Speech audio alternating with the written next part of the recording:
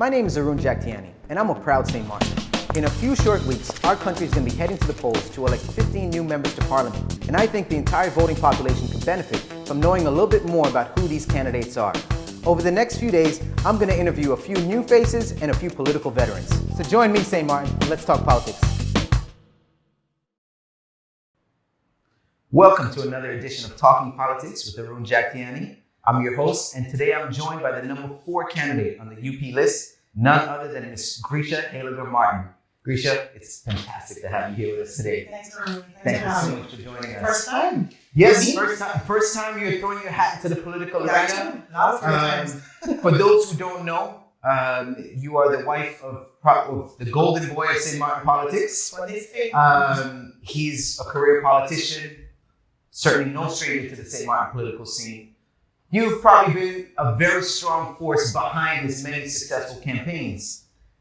How is he doing the same thing for you now that you've thrown your hat to the circle? Is he a supporting pillar, behind the scenes for you? Well, we've always been a team, so reversing the roles has come easily for us. Okay. So yes, he's now my pillar. He's now my mentor. He's still my husband. So he's yes, many things. He's many things, and yes. Now, from a campaign perspective, he's run some of the most successful campaigns. If I'm not mistaken, definitely since Country St. Martin, he's always been the highest vote getter in every election he contested. Is that correct? In every election, not, but yes, in the last, I think the last 10 years, yes. Yes, the last 10 years since Country St. Martin. Yes, since Country St. Martin status, correct. So I have to address what I think is the elephant in the room, yes. right? Big fat elephant. The big fat elephant. So if Theo did not have legal issues right now, he would most likely be contesting this election. Would you also be contesting this election if he was not sidelined from this election? Would you still be contesting? First and foremost, Theo legally can contest the election. Okay. He hasn't been convicted or anything True. as yet. This is true, yes. And he hasn't even been to the Supreme Court as yet. So they haven't even asked the last word. So legally, Theo can contest it. So I stand corrected then on that last statement. Okay. But the perception within the community is that. Well, I'm glad you correct me on that. He can, but health-wise, that's the number one reason he hasn't done it. That's the main reason for it. His health comes first. He has a lot of healing to do. He just got over cancer. He has to he has to go back to the doctor every 6 months.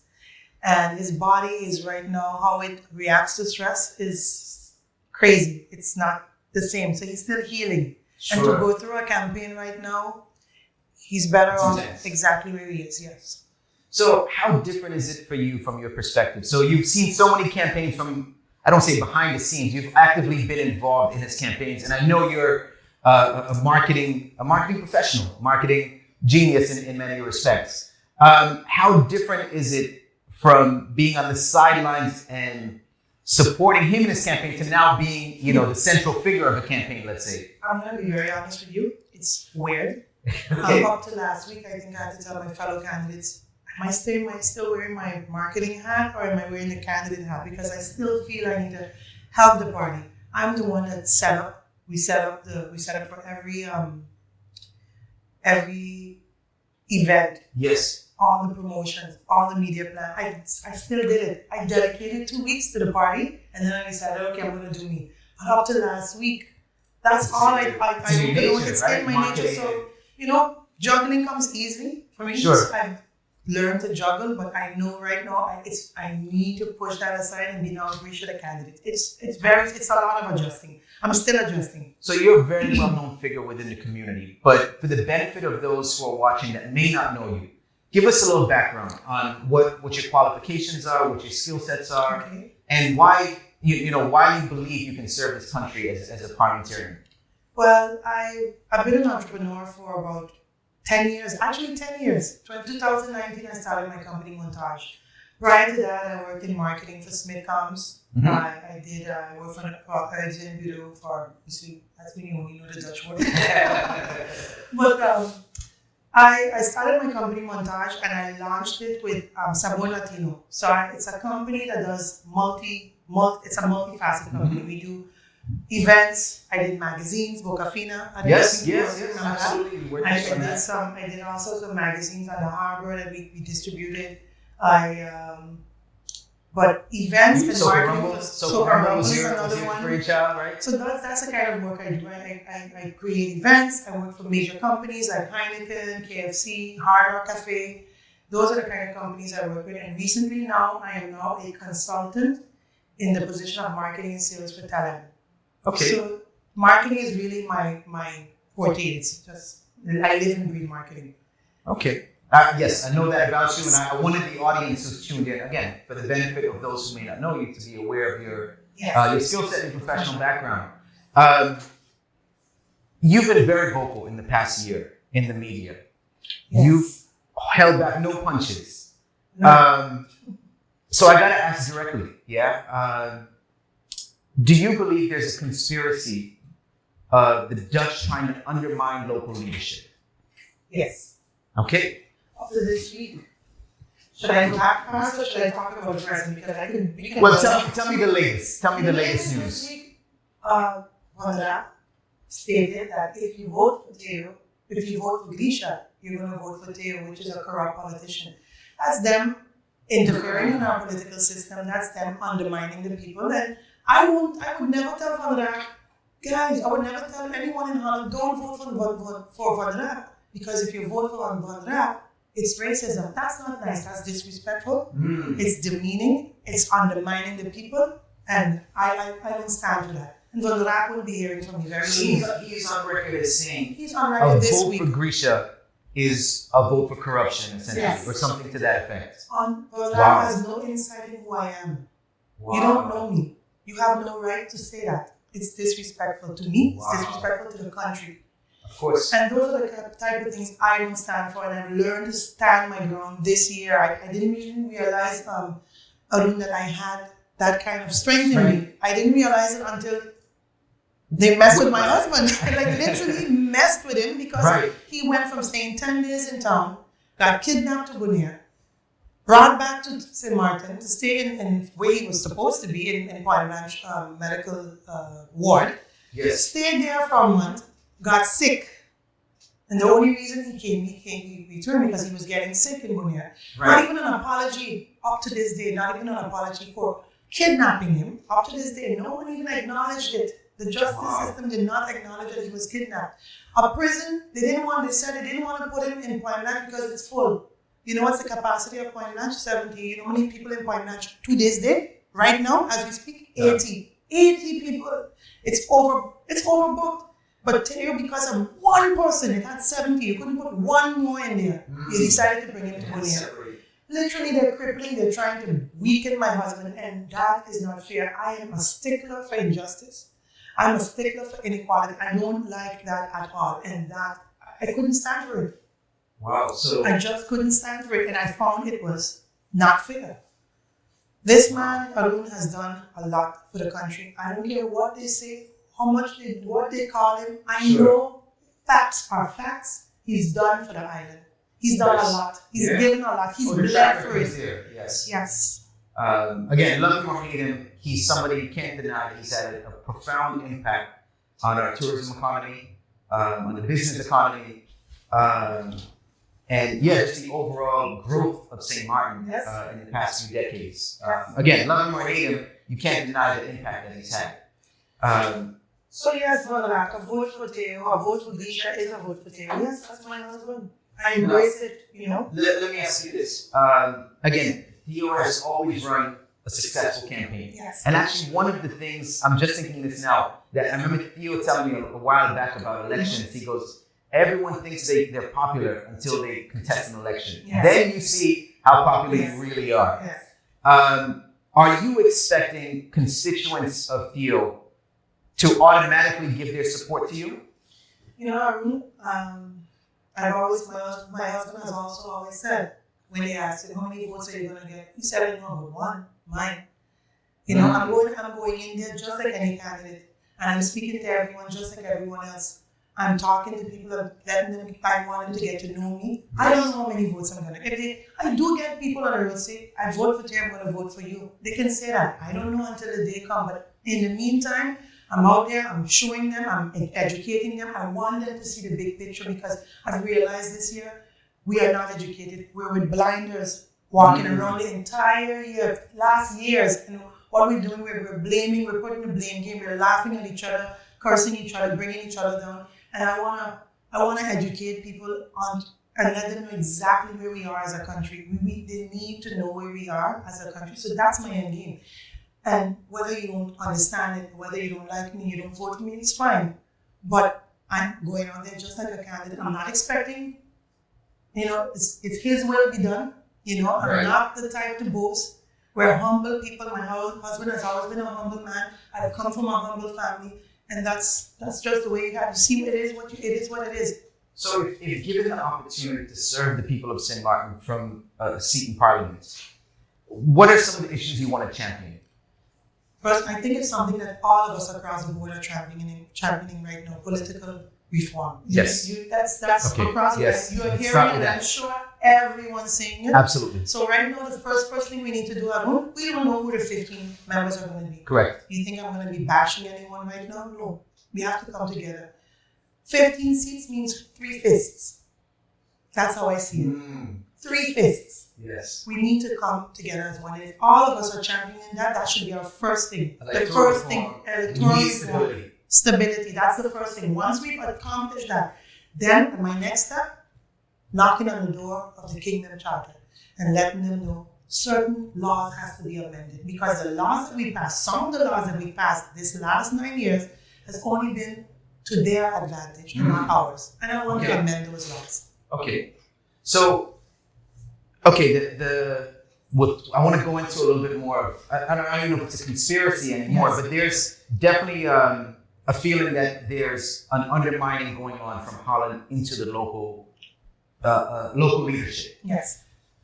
Has there been some good that's come from Holland, you think, post-hurricane?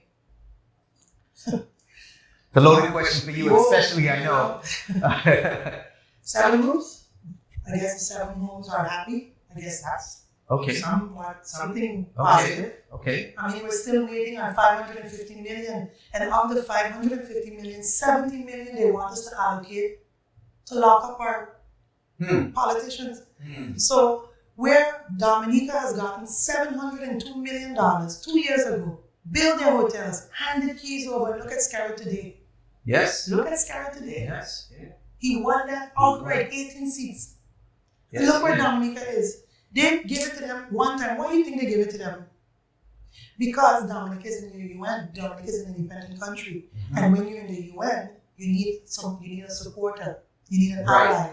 Right. So they got their ally for 702 million. And here we are now, waiting on 550, of which 70 million we have to use for not even to fix the jail, to lock up the politicians. Do you think that's fair? What's your end game? Do you love this island? Are we equal partners in the kingdom? Is this how you're treating us? Do we deserve this? If I even have to go back 4 years back, what you did to my country 400 years back. Yes. And now my country is flourishing and doing good. And now our backs are to our walls. You're supposed to help us. You're obligated to do that. We have rights. We're human. Right. So how do we address this? How do we go about? You need a voice in Parliament. Okay. You need a strong voice in Parliament. It's not afraid. It's not afraid to say stand up. Exactly. A courageous voice in Parliament. That's what you need. Not playing politics tit for tat, looking at the big picture. So are you suggesting independence, complete independence from Holland, or restructuring our relationship? I can't even call for independence for the country. We need to work our way into that. Yeah, we can, 10 years ago, no Irma, I would have called independence for the country one time. But we need to rebuild this country. We need to get it back to the optimal level of where it was. And then we can talk independence. Right. But in your opinion, we're not at that stage at this time. At this stage, of course, we're seeing it. Of course, now we have a long ways to go. But when we call referendum, way before 10. Yes. We're like 20 years in. Yeah. That's not fair either. Right. It's not fair either. Right. So let's talk a little about your marketing expertise. And how could that be used, or from your opinion, in terms of promoting our destination? What are your thoughts on our current tourism product, which is the backbone of our economy? What are your thoughts on where we are as a tourism destination and where we could be? Arun, you know how many times we've been cutting that budget? That's my biggest. There was no budget for tourism. That's so we're nowhere, Arun. The last couple of years, all we've been doing is cutting. Mm-hmm. So what are they left with? How are they promote? Remember a couple of years ago, there was a song who did Saint Martin, 2 countries in one. Remember that one? Back then, we were really promoting Saint Martin in Brazil. We were in Argentina. We were in New York. Right. We have to listen. You're watching CNN, you see a commercial. Right. We're lost. Okay. We're gone. We don't have the advertising dollars to do that. Give us the advertising dollars, and then go back to that. We lost it. We are nowhere. No one knows St. Martin right now. Yeah. Everything is St. Kitts now. St. Kitts is going to be number 1. Huh? St. Kitts is going to beat us around. We were always 10 steps ahead of St. Kitts, and St. Kitts right now is killing us. Yeah. So one of the things St. Kitts has been looking at is a regulated cannabis industry. What are your thoughts on that for St. Martin? Is that something that will benefit our economy? The party starts. The party starts. Yeah. Okay. The party So starts. it's a platform. Yes, on our platform. Okay. That's a nice. Green party. Yes, green party. That's a nice injection again for our industry. Sure. Of course, that's one thing we're going to be pushing, creating more job opportunities and creating a new industry to tap it. We cannot continue. We can't just have tourism as our only industry. So that's one thing. They're seeing it more for stimulating the economy. Okay. Something I just have to, address maybe some of the things that have really been plaguing our island that I think need attention, right? From whoever's coming into a leadership role. It may not be your area of expertise, but I'm just curious to get your opinion on some of these hot topics. Literally hot topic. The dump. Let's start with that. Where are we on that? There's been a lot of talk of, That's been solved 6 years ago. I could have been solved 3 years ago. That was something where they was campaigning for that. Yes. Remember the campaign? We were when he went on his knees and he said, I wanted to become Prime Minister. Yes. The vetting laws, they amended it on the spot. A lot of people didn't realize that, Taylor was a minister 20. Yes. It's one of the He was first deputy ministers. prime minister. Yes, he was. The vetting was very short.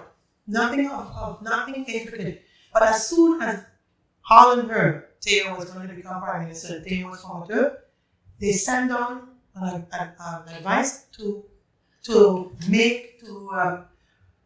extend the vetting laws, and that's where we are today. So how do we prevent this kind of We undermining have to taking go place? back and amend those laws. We cannot allow them to interfere. These are the kind of laws, exactly what I mentioned earlier, that they send down to us to make. That's the interference. Those are the kind of things that need to stop, and no one has the gall and the courage to go back and change those laws because they're going to say, you're changing, you got something to hide, like they said this week, like we have something to hide. We don't have nothing to hide. This is our democracy. You are stifling the people's democracy. Who are you to tell us who to put in government? Right. You're telling us who to put in government, so the people are corrupt to them. Right. Everyone's corrupt. He was voted in, right? People put him there. Yes. And The people put Taylor there. it feels like outside forces were saying he can't put him in that leadership role. If he had become Prime Minister then, the dump would have been fixed. The government building would have been a state-of-the-art cultural center. Our museum would have been in there. We would have even had a library. The library would have the issues it had today. They would have been able to build 400 homes. 400 homes. Because that's another issue we have. Parking. Yes. We would have a four-level parking in town. So are these all things that you want to now champion? And these are things you want to see rolled out? I can't do it without him. Okay. I'm going to tell you plain out. Okay. I don't care if people say, you're running for Teo, but we need him. It's visionary. We need a vision. I don't have it, but I'm an executioner. I can execute Right. it. I You can execute have the it. opportunity to get his Yes, vision if this is the private only way I can and get then it, put it forward. put it forward. This is why I decided to run, because I still feel we need Teo Heyliger. Okay. So, yes. So if not Theo Heyliger, then Grisha Heyliger Martin. Grisha Heyliger Marten for St. Martin. I know that's, you see why it's important to have that Martin name? Yes, absolutely. I always used to say Grisha Marten from St. Martin. I said, how, but so we kept the Martin. Very nice. Well, it has a good ring to it. Yes, it has a good ring to it. And even also. Right. Grisha, I thank you so much for your time. I wish you much success on the campaign trail. And in conclusion, I'd love for you to send a message directly to the voters who are going to be casting their vote on January 9th. We encourage everyone to come out and vote. But please, if you'd like to send a message directly to them, the floor is yours. St. Martin, take your time. You have a few more weeks. I don't know when we're going to be hearing this, but you have a few more weeks. Take your time, pay attention, understand what's happening to your country. Choose the best 15 people to go in there and work for the people. Don't sit back and say you're tired. Because if you're tired and you give up on your country, then we're going to continue going downhill. Take your time, educate yourself.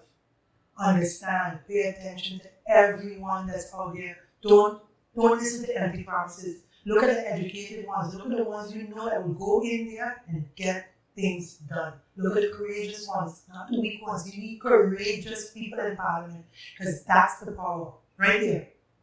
You are the power. You are the ones that are going to get us in there, and you are the ones that are going to continue making us accountable when you vote for us. So pay attention and really and truly vote from your heart. Vote with your brain. Okay? Thank you so much for joining us. It's been an absolute pleasure. I wish you much success on the campaign trail. And thank you to the viewers who tuned in. Please stay tuned. We've got another show coming at you tomorrow.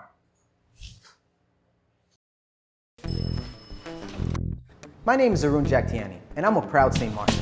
In a few short weeks, our country is going to be heading to the polls to elect 15 new members to Parliament. And I think the entire voting population could benefit from knowing a little bit more about who these candidates are.